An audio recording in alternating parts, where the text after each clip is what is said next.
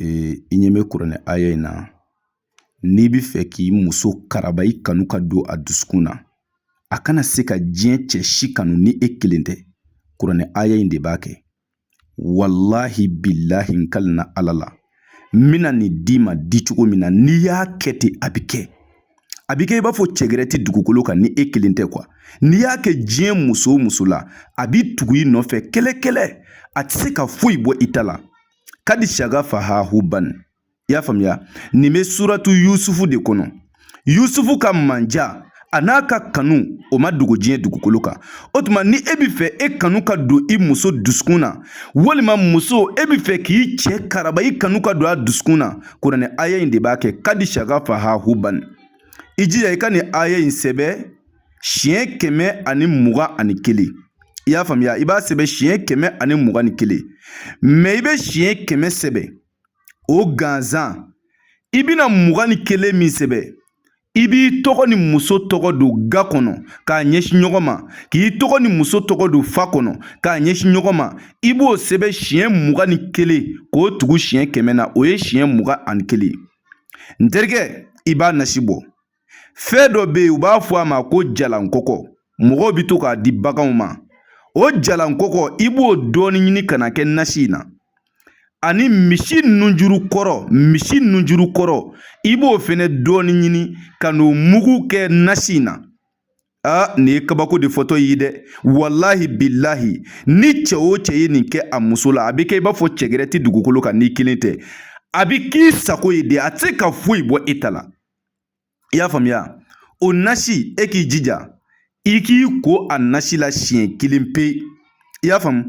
A nasi tɔ min bɛ to e ka fitinin kɛ fɛn dɔ la k'a di muso in ma, i ka to k'a nasi tɔ mun. Ala, wallahi n terikɛ, n'i ye nin kɛ i b'i da dalilu la. N'i ye nin kɛ i bɛna dɔn ko dɔnni ye tiɲɛ ye. I y'a faamuya? Wallahi o muso kelen n'i ko a ka jɔ a bɛ jɔ, n'i ko a ka sigi a bɛ sigi, n'i ko a ka da a bɛ da.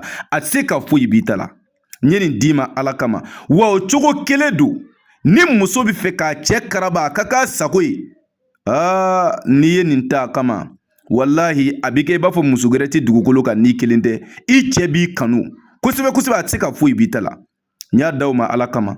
Nin kɔfɛ maa min bɛ fɛ ka nafolo yɛrɛ sɔrɔ, n y'a fɔ diɲɛ bɛɛ ye, sura kelen bɛ kuranɛ kɔnɔ ko suratul waqiya. Ale de ye nafolo dalilu yɛrɛ de ye. Ni cɛ o cɛ y'a baara kɛ, ala bɛ sɔn a bɛ nafolo d'i ma. A saraka ye sɛ jɛma den 3 de ye. Mais baara in bi kɛ 30.000, nka i bɛ se k'i ka wari kilancɛ 15.000 sara fɔlɔ an'i ka sɛ den 3 sɔngɔ. An bɛ baara kɛ, baara jaabi sɔrɔlen kɔ i b'i ka wari tɔ sara. I y'a faamuya? Donc ale baara bɛ k'o cogo la. I bɛ diɲɛ jamana o jamana, i bɛ dugu o dugu, n'i y'an wele an ka téléphone numéro la, o ye +223 72 24 02 98. N bɛ segin numéro in kan, +223 72 24 02 98. N'i y'an wele ni ala sɔnna, i ni garibukɛ bɛ ɲɔgɔn sɔrɔ. N'i mako bɛ nafolo baara la, n'i ye Iza Wakati baara in kɛ, ni ala sɔnna, ala bɛ sɔn i bɛ nafolo sɔrɔ. I y'a faamuya? Bon mɔgɔ min fɛnɛ ni muso baara, c'est-à-dire e ye kɔrɔ boli ka kilebi boli, i dɛsɛla muso dɔ la pewu, n'i y'an wele, muso baara dɔ bɛ yen a bɛ kɛ ni pupilenni de ye. N'an y'o k'i muso la, wallahi e yɛrɛ bɛ weleli kɛ ko karisa a y'a to ten. A ye weleli kɛ téléphone numéro la dɔrɔn, waati bɛ tiɲɛ yira. +223 72 24 02 98.